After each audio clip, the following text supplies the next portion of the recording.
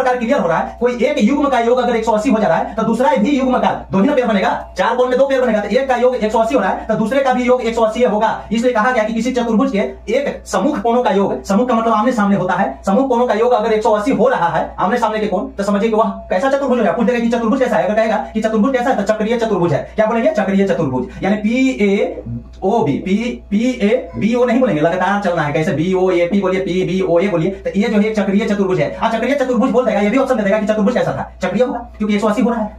तो ये जो चक्रीय चतुर्भुज का मतलब क्या होता है कि चारों शीर्ष से होकर जाना चाहिए, चारों शीर्ष से होकर वृत्त को गुजरना चाहिए, यानी ए बिंदु, अब P बिंदु, अब B बिंदु, अब O बिंदु, ऐसे एक चतुर्भुज का निर्माण होगा। ये भी ध्यान दीजिएगा। अब जब चक्रीय चतुर्भुज हो गया, कभी भी ध्यान दीजिए, चक्रीय चतुर्भुज अगर कोई हो जाता है तो इसके आमने सामने के कोणों का योग तो 180 आप समझ ही गए, एक युग में 180 होगा तो दूसरा तो अपने आप हो जाएगा। तो ये भी ध्यान दीजिए, इसमें अगर आमने सामने के शीर्ष को मिलाएंगे, चक्रीय शीर्ष जो है BADC, 4 शीर्ष है, तो आमने सामने जब शीर्ष को मिलाएंगे तो दो चीज मिलेगा, एक AC मिल रहा है, यहाँ पे AC मिल रहा है, एक BD मिल रहा है। AC और BD क्या है भैया? AC और BD क्या है? विकर्ण है।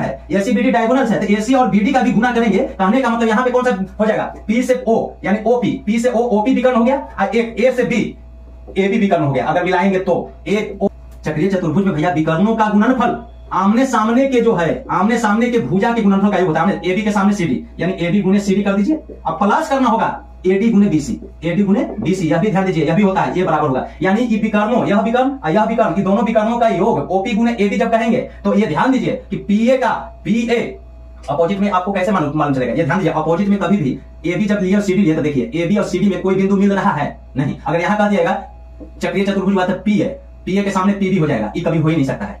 PA के सामने PB कभी हो ही नहीं सकता है, ये ध्यान दीजिएगा, समझे? क्योंकि ये दोनों में P कॉमन हो जा रहा है, ये आसन भुजा हो जाएगा। जैसे आप बनाइएगा, यहां से ऐसे बनाइएगा, ऐसे बनाइएगा, तो ध्यान दीजिए AOB अब P, AOBP, ये विकर्ण हुआ, ऐसे विकर्ण शीर्ष को मिला दिए, तो विकर्ण में आप ध्यान दीजिए AO के सामने क्या होगा?